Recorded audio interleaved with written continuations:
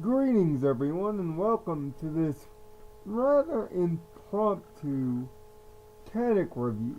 Now, I'm a fan of retro TV, as y'all know. After all, we've done a lot of retro TV shows here, and a lot of retro revivals. More notably, Netflix's revival of Voltron, known as Legendary Defender. By the way, we'll get to season 4 and 5 one day for that. So expect it. But today, they launched yet another old series into our modern present. The ABC children's animated series Reboot. This one comes straight up from the 1980s, everybody, and was the first totally computer-generated television show. Yes, before Code-Lyoko and before the Real Adventures of Johnny Quest, Reboot was the originator of bringing computer-generated animation into your living rooms. But since that series, it's been over 20 years since we've been in the world of Reboot. So, a new group known as Mainframe Productions, named after the central hub of the original series, the city and place known as Mainframe, decided to relaunch the series. But what they relaunched it into is something you may not expect. You see, they decided to go a similar route to Code-Lyoko Evolution, the series done in 2015 that used both a combination of live action and CGI to debatable results. Reboot the Guardian Code, the name for this reboot, picks up in a way right where the series left off. But it has one thing that the original series didn't: real life people in it.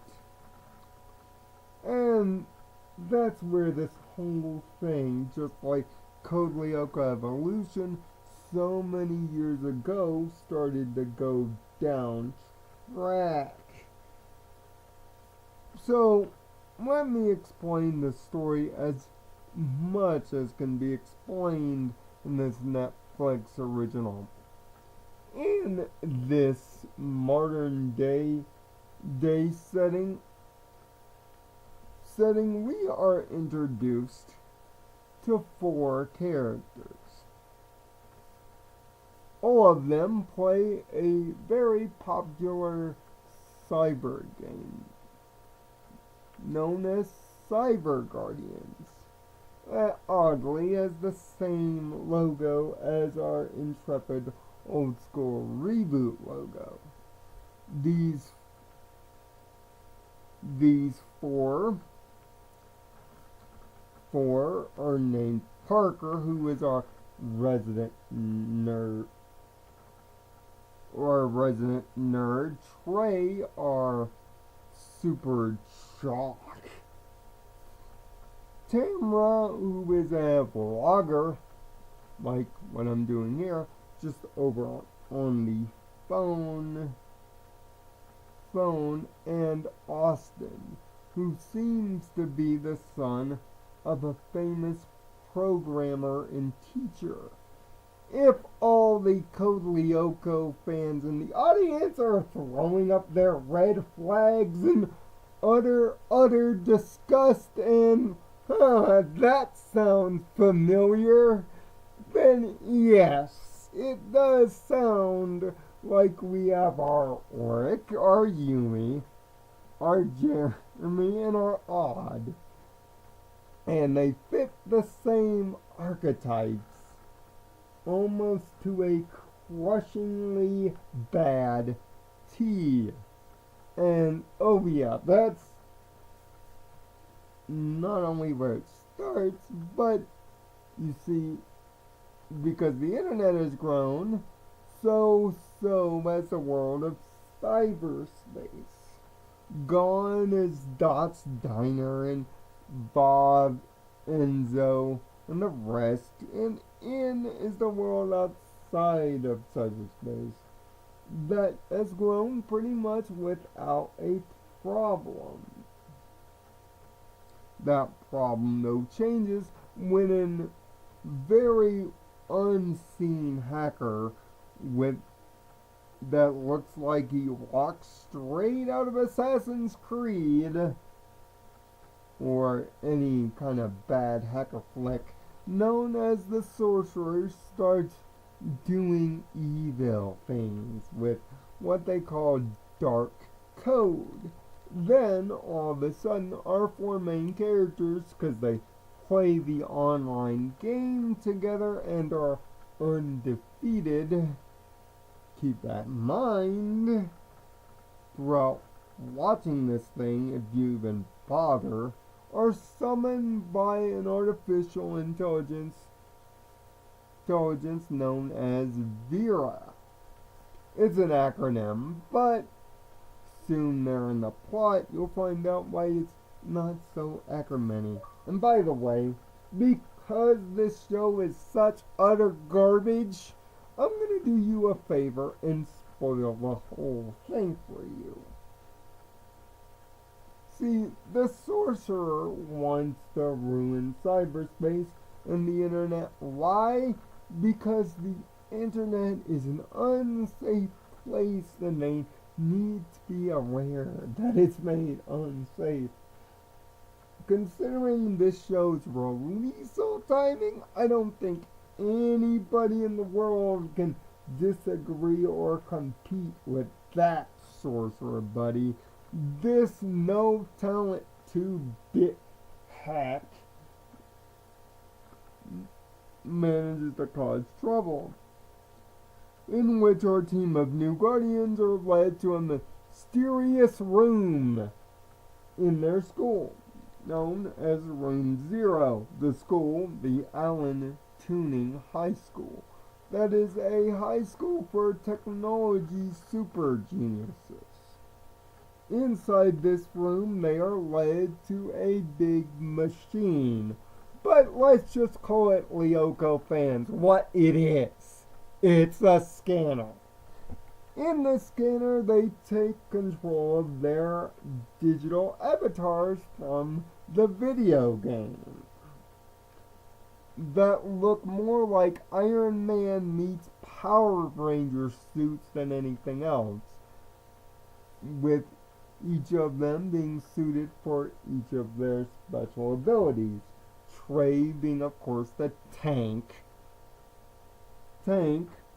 Goose, or Parker, being the expert hacker and more defender. Tamara being stealthy. And, of course, our intrepid leader, Austin, being, well, middle ground. He doesn't have a particular talent. After succeeding in their first mission, however, Vera is released from a pod as a real person. But she maintains her Siri/Alexa AI protocols and even talks like this. She almost talks like a living Siri and acts like it too, giving a dry, monotone, unemotional performance. And it's really annoying. Speaking of the actor performances, they're really uninspired and unemotional. They lack any kind of punch. You don't really believe the real life actors when they're doing real life things, and even a couple of their parents come off as stereotypical. The mother is a widow trying to get over the loss of Austin's father while still trying to move on, and she doesn't understand technology until Vera shows it to her through a Siri-like system known as Alex. And Trey's father is pretty much Oric's father without the military background, an uber perfectionist that wants their son to succeed in everything to his own detriment. The other two aren't given much character development. Parker has been Austin's friend forever, and they play games together while Tamara does her vlogging thing. That's about as far as it goes. The only thing we do know is that Parker is motion sick. Or Trey is motion sick. That's the big dose of character depth. Well, you're probably asking, well, where's the reboot stuff in this thing? It's there, but it's not good. See, Megabyte is back, I'm guessing with original voice actor and tone upgraded by the Sorcerer. The former main villain of the reboot series is now nothing more than a 2-bit henchman for the Sorcerer. And how does the Sorcerer keep Megabyte intact? With a delete key that harms him, that is unexplained, but is used 3 times, and none of it is explained. Meanwhile, the government, or in this case the Department of Internet Security, is also monitoring the Sorcerer and the Guardian's activities. See, the Lyoko parallels are too much here. It's almost a one-to-one rip-off of Code Lyoko, if anything else, just under the dressing of a show that's much older than it. And the worst part is, Evolution, the not-so-good bastard child of Code Lyoko, is better than this, and that's the show that it takes most connection to. Unlike this show, the live-action actors take up their characters with aplomb and accuracy. There's emotion, there's depth, and it's written well, even if in Evolution's case the plot lines are all over the place. The plot lines are all over the place here too, but given no emotional or phonetical backing. And soon enough, the Sorcerer becomes less of an actual threat and more like a Power Rangers annoyed villain of the week, if he's not ripping off Code Lyoko episodes directly, like the most noted being episode 9, in which he takes control of a satellite to do some evil things. But unlike the episode Satellite, in which Xana took control of a laser, it's made to make a hurricane more dangerous. Why? Because he's just petty like that. None of the Sorcerer's motivations in the long term or in the short term lack any phonetical or punch. He becomes laughable, especially when he, in the light episodes, throws temper tantrums a mile wide after the Guardians blow everything up. Vera is the most interesting thing here, but that's not a good thing. Vera is like Aelita. If you stripped her personality, if you stripped what makes her likable, and you turned Aelita into a soulless, unemoting robot that does Jeremy's job while Jeremy's out doing the actual work. But just because of that, the positions don't flip in a good and interesting way. The computer animation, however, is better than the 1980s series, but in the final episode of the 10-episode season, the new group reunites with the classic Reboot characters.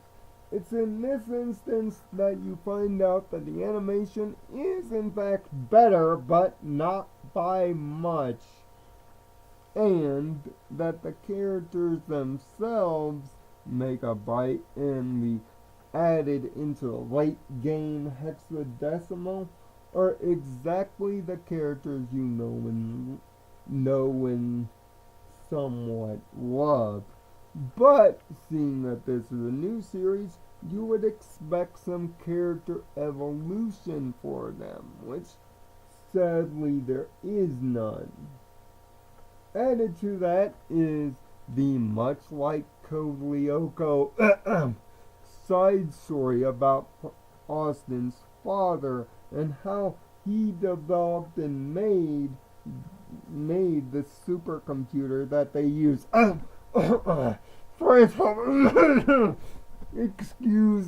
Excuse me while I cough up yet another reference. And, wouldn't you know it, all the information about this guy is given out in video diaries that the characters must find and discover and decode. This is so much a Code-Lyoko knockoff that it's absolutely hilarious. Everything from the video diaries to the scanners to how the battles are done to how they go back and forth and have to double their school life and keep it away from their parents. Only done with worse acting and an even worse framework. This just doesn't work for reboots. Just like it going live action didn't work for Code-Lyoko. The only negative thing is Code-Lyoko had writing. It had potential. It had plot lines that you want to see through, not laugh through like you do with the Guardian Code. This is an embarrassment to the Reboot series, and I'm not even that sentimental about it. I watched it, kind of sort of enjoyed it originally and thought it was cool, but this strips away even the smallest iota of anything cool that Reboot had to do. Outside of episode 10, where you're reunited with the old cast, there's nothing sentimental. Nothing is explained. The plot starts out almost instantly after a slight introduction to the characters, and the pacing for this thing is fast without any detail given. The acting is poor and lacks any real effort, and the fact that it uses a bunch of musical tracks from I don't know where for their ending credits themes alongside music doesn't work out. If it wasn't for the computer animation that is somewhat acceptable, there would be nothing redeeming for the Guardian Code. if Netflix plans to continue this series any further, then it must explain what is going on here. Yes, I get it. Code Lyoko didn't in its later frames, and I'll grant you that. But at least we were all interested to see how this turns out. I don't know how anybody can continue watching the Guardian Code without a morbid curiosity to see how it all ends. But considering I've watched 5 years of Code Lyoko and remember most of it at nauseum, I can take a pretty strong, educated guess. This show is not original. This show is not good. It's not motivated by anything of ultra use. The characters are bland. The use of mainframe and the classic reboot characters are a total waste, and it mimics a much better written and structured show almost to the letter. Reboot didn't need a reboot. And personally, I don't want any more of this. Except maybe to rip the show 10 episodes later for what it will eventually not do. This right here is the worst Netflix original series to date. Netflix, why you pay for this? This is an utter disaster, not only phonetically, writing, aesthetically, but no one asked for this. So, if you expect me to pay $11 for a cheap Code Lyoko Evolution knockoff that even Evolution defeats utterly, then please stop. Just continue making Voltron and BoJack Horseman. Those shows actually make me happy. Not this. I give Reboot the Guardian Code a 1 out of 10. Please, for the love of God, end it, or at least in season 2, make it better. That is, if I can even stomach watching a second season of this. Tell me what you think of the Guardian Code. And I know I'm not alone here. Especially if you're a Code Lyoko fan. We can sit here and rip this show together. Won't we, Lyoko Warriors? And if you did watch it, I pray for your soul, but please tell me what you thought about it in the comments. And until the next Code-Kadic review, which I swear will be of something better, I'm Nirvana Sparkle. Find peace in your own Nirvana. Now, if you don't mind, I'm actually going to use my PlayStation for something actually constructive. I'll see you next time.